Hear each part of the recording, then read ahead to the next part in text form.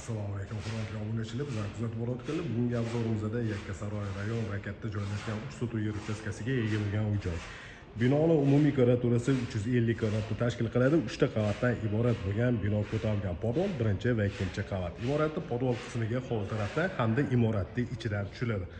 Hovlida zeleniy zona uchun ajratilgan joyi bor. Navesi tagidagi ozgina oshxona joylashgan va darvozaxona. Darvozaxonadan ikkita katta mashina bemalol sig'adiganlik joy qoldirilgan. Endi imoratni ichiga kiramiz, xonalar planirovkasi va remontlari bilan tanishib chiqamiz. Uyga kirishimiz bilan kattagina hol qismi bor. To'g'rida zal oldida mehmonlar uchun ajratilgan yotoqxona va o'ng tarafimizda oshxona joylashgan. Kuxna garniturlar yasatilgan, mana shunaqa holatdagi oshxona bo'ldi. Ko'pla pollari o'tkazilgan. Hozir ozgina mayda-chuyda ishlar bor. Mebelchilar ishini bitiryapti. Ya'ni garderob qilinadigan joyda garderobli shkaflar yasatilyapti. Ozgina mayda-chuyda ishlar bor. Ahamiyat bermaysiz degan umiddamiz. Demak, zalga kirib kelamiz. Zalning razmeri uzunasiga 6 metr va eniga 4 metrda tashkil qiladi. Va yana orqa hovlisi ham bor. Orqa hovliga shu eshik orqali chiqsa bo'ladi. Mana shunaqa holatdagi orqa hovli va imoratning podol qismiga orqa hovlidan ham tushiladi. Demak, oldiga to'r razmerdagi zal bo'ldi. Patologlarning balandligi 3,5 metrda tashkil qiladi. Bu joyda birinchi qavatda joylashgan umumiy sanuzel bor.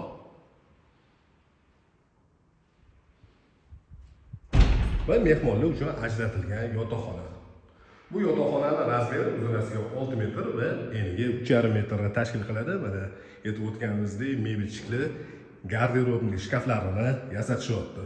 Shu xonaga tegishli bo'lgan sanuzel.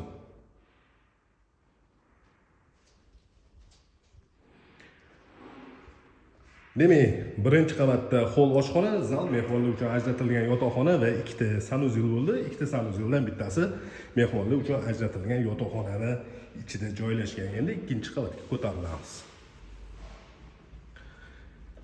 Ikkinchi qavatda 3 ta xona va bitta katta hol qismi bor. Bu holdan balkon qismiga chiqiladi. Mana shunaqa ko'rinishdagi hol. Elitni mahalla yon atrofda chiroyli katta imoratlar tushgan.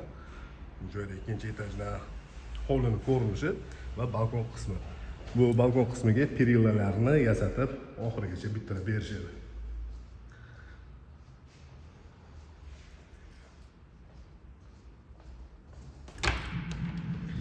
Ikkinchi qavatda joylashgan yana bitta xonaga kirib kelamiz. Zalning tepa qismi bo'ldi. Zal bilan razmeri bir xil.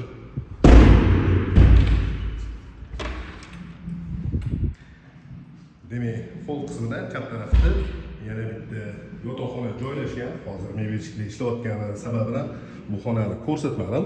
Ikkinchi qavatda joylashgan umumiy sanuzel.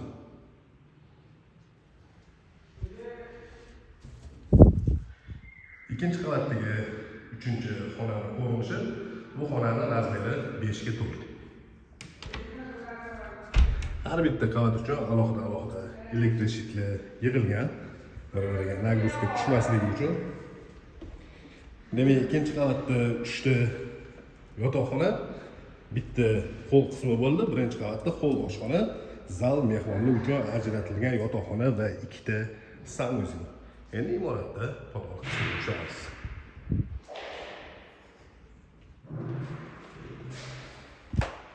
Imoratda tegi butunlay podol qilingan va bir nechta xonalarga bo'lingan. Bu joyda mana katta yaxlit bitta xona. Bu eshik orqali, mana ko'rsatayotgan eshigimiz orqali orqa hovliga chiqiladi.